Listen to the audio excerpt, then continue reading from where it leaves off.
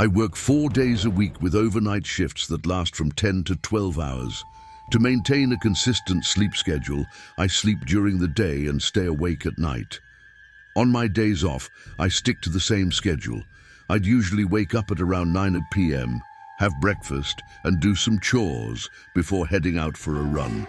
It was my way of staying active and maintaining a sense of normalcy.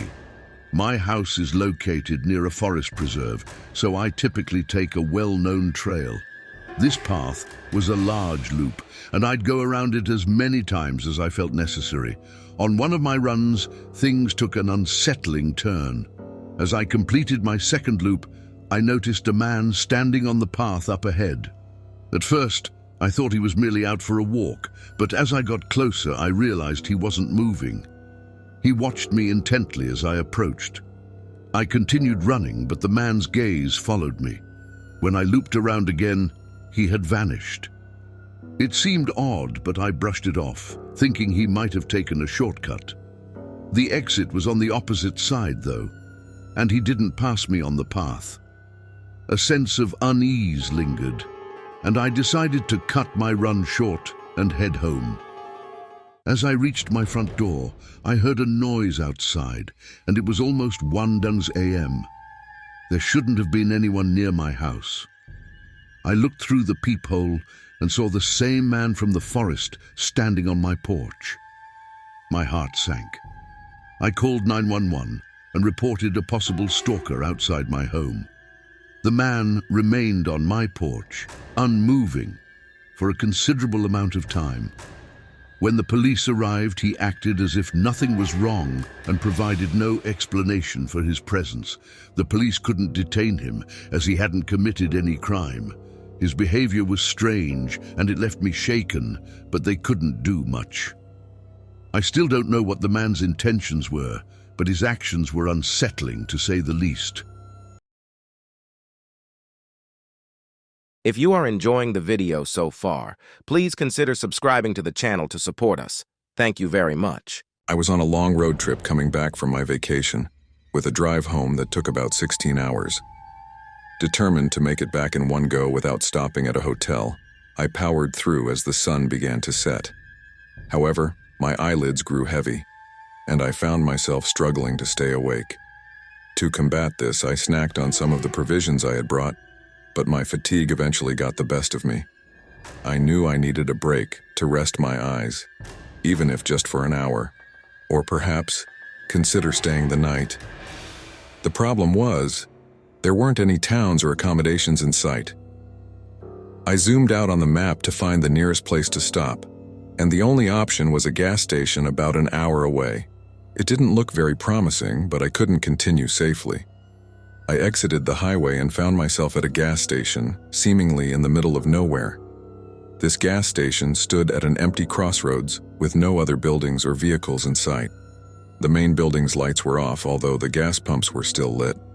It seemed that no one was working at the gas station overnight, making me a little uneasy. I parked on the side and kept a watchful eye for any signs of life. After about 5 minutes, I realized it was safe enough to rest for a bit. I reclined my car seat, turned off the engine, and closed my eyes. Sleep came easily, and I was soon in slumber. I didn't check the time before falling asleep, but I awoke suddenly at 2 a.m. I woke up in a daze, not entirely sure why. That's when I heard a clanging noise coming from outside. I turned to look towards the gas station's main building. There was a man behind one of the pumps, but my view was obstructed. He seemed to be fiddling with something. However, I didn't see his car, and it struck me that it was just him. I scanned the surroundings again, confirming that there were no other places to seek help within miles. The man continued his activities, then abruptly turned around and walked away. I lost sight of him as the gas station building blocked my view. The next time I awoke, it was to a loud banging sound on my car. My heart raced as I saw a man peering through my window, trying to open the doors. It seemed like he wasn't aware of my presence inside. I remained still and silent, unsure of his intentions. He eventually turned away and proceeded to pick something up. Swiftly, I started my car and reversed out of there. The man spun around, holding a metal pipe, and gazed at me as I sped away. My heart raced and I stayed vigilant for the remainder of my journey. I will never know what his true intentions were, but the whole ordeal was nothing short of terrifying. It was a regular weekday night, and I was home alone, working late in my room. I had a tight deadline, and my plan was to finish my work during the late hours. I was focused, but also feeling somewhat tired. My concentration was shattered when I heard a thumping sound coming from downstairs. I gazed at the doorway to my room, from where the noise seemed to originate. However, I quickly dismissed it, attributing the sounds to the rain and wind outside.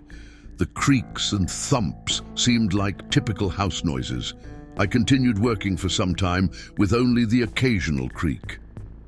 Close to 1 a.m., the thumping returned, this time louder and from the lower level of my house. I went downstairs to investigate. Despite my initial thoughts, I couldn't find anything out of place or a source of the noise. Returning to my room, I got back to work. However, another thump echoed through the house, seemingly coming from the hallway just outside my room. I decided to check, now somewhat concerned. The man I saw when I opened my door was unsettling. His intense gaze followed me, and it was clear that he was watching me. Panicked, I went back to my room, locked the door, and searched for something to use as a weapon. The man started to pound on the door, and I grabbed a pair of scissors from my desk. The situation was terrifying, and I was too scared to call 911, fearing something might happen before the police arrived. I watched as the man kept pounding on my door. Then he suddenly stopped.